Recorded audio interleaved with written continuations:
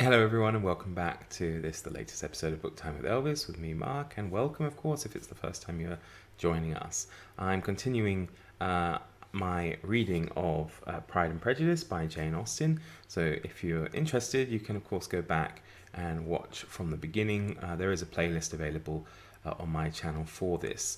We're up to chapter 14, and currently what's happened is Jane Bennett has recovered from her illness, and her and Lizzie are back ensconced in Longbourn, much to the chagrin of her mother, as she wished they had stayed over at Netherfield for longer.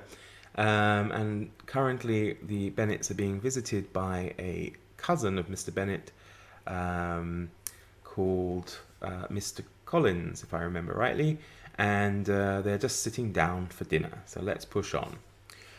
Chapter 14. During dinner, Mrs. Bennet scarcely spoke at all, but when the servants were withdrawn, he thought it time to have some conversation with his guest, and therefore started a subject in which he expected him to shine, by observing that he seemed very fortunate in his patroness, Lady Catherine de Bourgh.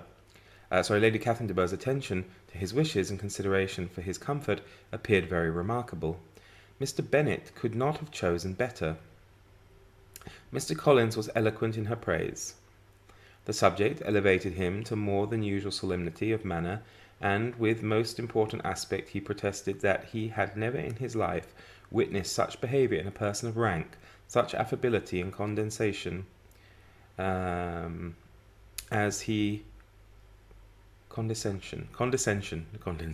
my goodness. I'm doing this in the morning as opposed to the afternoon, so perhaps my brain isn't quite with it. Condescension, as he had himself experienced from Lady Catherine. She had been graciously pleased to approve of both the discourses which he had already had the honour of preaching before her. She had also asked him twice to dine at Rosings, and had sent for him only the Saturday before to make up her pool of quadrille in the evening. Lady Catherine was reckoned proud by many people, he knew, but he had never seen anything but affability from her. She had always spoken to him as she would to any other gentleman. She made not the smallest objection to his joining in the society of the neighbourhood, nor to his leaving his parish occasionally for a week or two to visit relations. She had even condescended to advise him to marry as soon as he could, provided he chose with discretion, and had once paid him a visit in his humble parsonage, where she had perfectly approved all the alterations he had been making, and had even vouchsafed to suggest some herself, some shelves in the closets upstairs. "That is all very proper and civil, I'm sure," said Mrs. Bennet, "and I dare say she is a very agreeable woman. It is a pity that great ladies in general are not more like her. Does she live near you, sir?" "The garden in which stands my humble abode is separated only by a lane from Rosings Park, her ladyship's residence." I think you said she was a widow, sir. Has she any family?" "She has one only daughter, the heiress of Rosings, and of very extensive property." "Ah," cried Mrs. Bennet, shaking her head, "then she is better off than many girls. And what sort of young lady is she? Is she handsome?" "She is a most charming young lady indeed. Lady Catherine herself says that in point of true beauty Mrs. de Bourgh is far superior to the handsomest of her sex, because there is that in her features which marks the young woman of distinguished birth. She is, unfortunately, of a sickly constitution, which has prevented her making that progress in many accomplishments which she could not otherwise have failed of, as I am sure by the lady who superintended her education, and who still resides with them.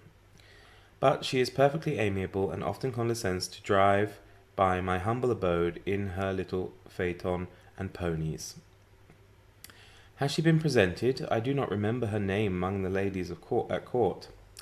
"Her indifferent state of health unhappily prevents her being in town, and by that means, as I told Lady Catherine myself, one day has deprived the British court of its brightest ornament." Her ladyship seemed pleased with the idea, and you may imagine that I am happy on every occasion to offer those little delicate compliments which are always acceptable to ladies. I have more than once observed to Lady Catherine that her charming daughter seemed born to be a duchess, and that of the most elevated rank, instead of giving her consequence, would be adorned by her. These are the kind of little things which please her ladyship, and it is a sort of attention which I can see myself peculiarly bound to pay. You judge very properly, said Mr. Bennet, and it is happy for you that you possess the talent of flattery with delicacy. May I ask whether these pleasing attentions proceed from the impulse of the moment, or are the result of previous study?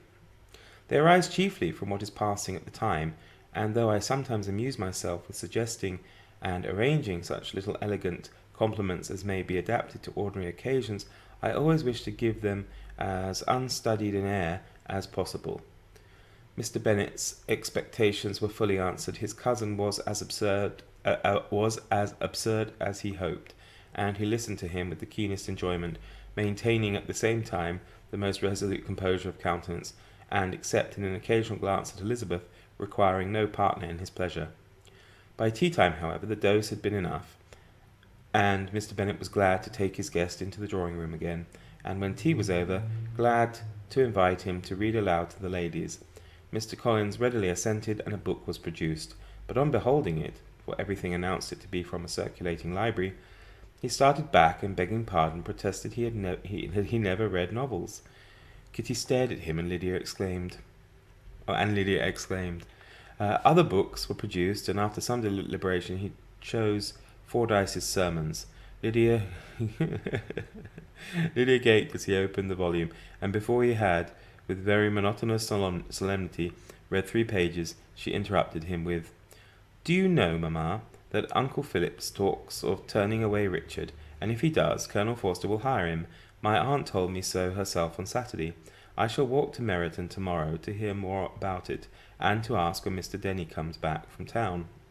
Lydia was bid by her 2 eldest sisters to hold her tongue, but Mr. Collins was much offended, laid aside his book, and said, "I have often observed how little young ladies are interested by books of serious stamp, though written solely for their benefit. It amazes me, I confess, for certainly there can be nothing so advantageous to them as instruction, but I will no longer importune my young cousin." Then turning to Mr. Bennet, he offered himself his antagonist at backgammon. Mr. Bennet accepted the challenge, observing that he acted very wisely in leaving the girls to their own trifling amusements. Mrs. Bennet and her daughters apologized most civilly for Lydia's interruption, and promised that it should not occur again, if he would resume his book. But Mr. Collins, after assuring them that he bore his young cousin no ill will, and should never resent her behaviour as any affront, seated himself at another table with Mr. Bennet, and prepared for backgammon. Chapter 15. Mr. Collins was not a sensible man, and the deficiency of nature had but little assisted by education or society the greatest part of his life, having been spent under the guidance of an illiterate and miserly father, and though he belonged to one of the universities, he had merely kept the necessary terms without forming at it any useful acquaintance. The subjection in which his father had brought him up had given him originally great humility of manner, but it was now a good deal counteracted by the self-conceit of a weak head, living in retirement, and the consequential feelings of early and unexpected prosperity. A fortunate chance had recommended him to Lady Catherine de Bourgh when the living of Hunsford was vacant, and the respect which he felt for her high rank, and his veneration for her as his patroness, mingling with a very good opinion of himself, of his authority as a clergyman, and his right as a rector, made him altogether a mixture of pride and obsequiousness, self-importance and humility. Having now a good house and a very sufficient income, he intended to marry, and in seeking a reconciliation with the Longbourn family, he had a wife in view, as he meant to choose one of the daughters, if he found them as handsome and amiable as they were represented by common report. This was his plan of amends, of atonement for inheriting their father's estate, and he thought it an excellent one, full of eligibility and suitableness, and excessively generous and disinterested on his own part. His plan did not vary on seeing them. Miss Bennet's lovely face confirmed his views, and established his strictest notions of what was due to seniority, and for the first evening she was his settled choice. Oh, I see what's going to happen. And I suppose Miss Bennet, he's talking about Jane there, I suppose. This is the older one, I suppose, there. Right. The next morning, however, made an alteration, for in a quarter of an hour's tete-a-tete with Mrs. Bennet before breakfast, a conversation beginning with his parsonage house and leading naturally to the avowal of his hopes that a mistress for it might be found at Longbourn, produced from her, amid very complacent smiles and general encouragement, a caution against the very Jane he had fixed on. As to her younger daughters, she could not take upon her to say, she could not positively answer, but she did not know of any prepossession. Her eldest daughter, she must just mention, she felt it incumbent on her to hint, was likely to be very soon engaged. Mr. Collins had only to change from Jane to Elizabeth, and it was soon done while Mrs. Bennet was stirring the fire. Elizabeth, equally next to Jane in birth and beauty, succeeded her, of course.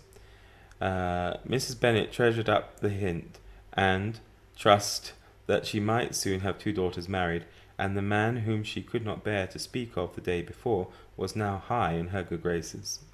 Lydia's intention of walking to Meryton was not forgotten.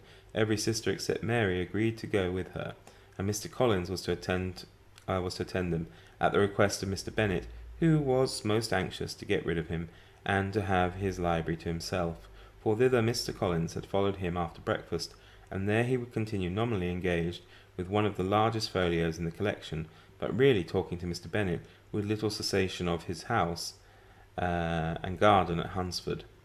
Such doings discomposed Mr. Bennet exceedingly.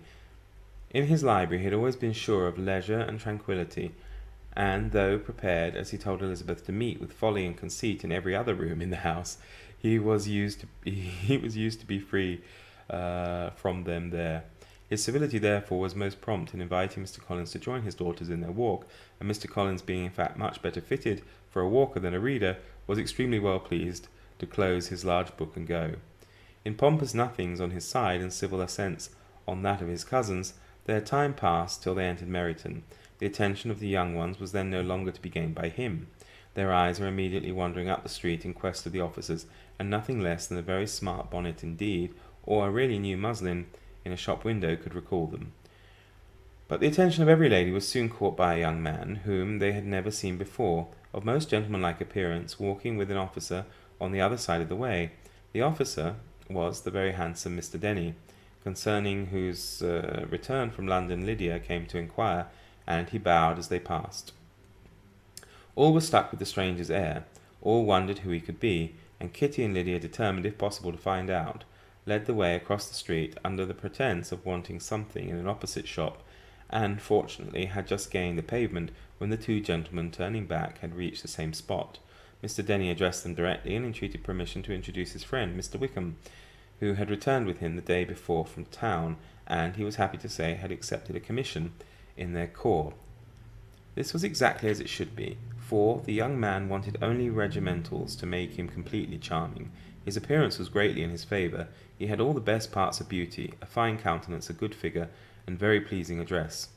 The introduction was followed up on his side by a happy readiness of conversation, a readiness at the same time perfectly correct and unassuming, and the whole party was still standing and talking together very agreeably, when the sound of horses drew their notice, and Darcy and Bingley were seen riding down the street. On distinguishing the ladies of the group, the 2 gentlemen came directly towards them, and began the usual civilities. Bingley was the principal spokesman, and Miss Bennet the principal object. He was then, he said, on his way to Longbourn on purpose to inquire after them. Mr. Darcy corroborated it with a bow, and was beginning to determine not to fix his eyes on Elizabeth, when they were suddenly arrested by the sight of the stranger, and Elizabeth, happening to see the countenance of both, as they looked at each other, was all astonishment at the effect of the meeting. Both changed colour, one looked white, the other red. Mr. Wickham, after a few moments, touched his hat, a salutation which Mr. Darcy just deigned to return. What could be the meaning of it? It was impossible to imagine. It was impossible not to long to know. In another minute Mr. Bingley was, without seeming to have noticed what passed, took leave and rode on with his friend. Mr. Denny and Mr. Wickham walked with the young ladies to the door of Mr. Phillips's house, and then made their bows, in spite of Miss Lydia's pressing entreaties that they would come in, and even in spite of Mrs. Phillips throwing up the parlour window and loudly seconding the invitation. Mrs. Phillips was always glad to see her nieces, and the two eldest, from their recent absence, were particularly welcome, and she was eagerly expressing her surprise at their sudden return home, which, as their own carriage had not fetched them, she should have known nothing about, if she had not happened to see Mr. Jones's shop-boy in the street, who had told her that they were not to send any more drafts to Netherfield, because the Miss Bennets were come away. When her civility was claimed towards Mr. Collins by Jane's introduction of him, she received him with her very best politeness, which he returned with as much more, apologizing for his intrusion without any previous acquaintance with her, without he could not help flattering himself, however, might be justified by his relationship to the young ladies who introduced him to her notice. Mrs. Phillips was quite awed by such an excess of good breeding, but her contemplation of one stranger was soon put at an end by exclamations and inquiries about the other, of whom, however, she could only tell her nieces what they already knew, that Mr. Denny had brought him from London, and that he was to have a lieutenant's commission in the shire. She had been watching him the last hour, she said, as he walked up and down the street, and had Mr. Wickham appeared, Kitty and Lydia would certainly have continued the occupation. But unluckily no one passed the windows now except a few of the officers, who, in comparison with the stranger, were become stupid, disagreeable fellows. Some of them were to dine with the Phillipses the next day, and their aunt promised to make her husband call on Mr. Wickham, and give him an invitation also, if the family from Longbourn would come in the evening. This was agreed to, and Mrs. Phillips protested that they would have a nice, comfortable, noisy game of lottery tickets, and a little bit of hot supper afterwards. The prospect of such delights was very cheering, and they parted in mutual good spirits. Mr. Collins repeated his apologies in quitting the room, and assured with unwearying civility that they were perfectly needless. As they walked home, Elizabeth related to Jane what she had seen pass between the two gentlemen, but though Jane would have defended either or both of them, had they appeared to be wrong, she could no more explain such behaviour than her sister. Mr. Collins, on his return, highly gratified Mrs. Bennett by admiring Mrs. Phillips' manners and politeness. He protested that, except Lady Catherine and her daughter, he had never seen a more elegant woman, for she had not only received him with the utmost civility, but had even pointedly included him in her invitation for the next evening, although utterly unknown to her before, something he supposed might be attributed to his connection with them, but yet he had never met with so much attention in the whole course of his life. So I think we'll stop there and pick up tomorrow with chapter 16. Thank you very much, and see you then. Take care, everybody. Bye.